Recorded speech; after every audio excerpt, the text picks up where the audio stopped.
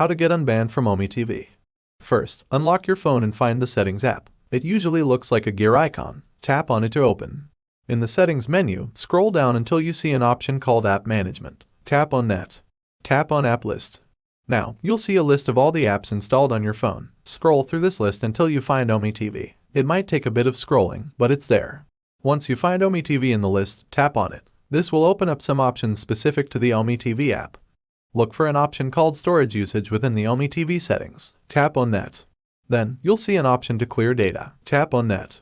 Your phone might ask if you're sure you want to clear the data for Ome TV. Just say yes or confirm it. This action is like giving Ome TV a fresh start on your phone.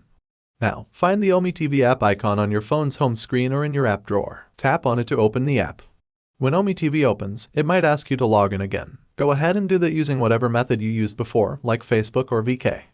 If Ome TV asks for any permissions, like accessing your camera or microphone, go ahead and grant them. This lets the app work properly. That's it. You've successfully unbanned your Ome TV account. Now you should be able to use it without any issues.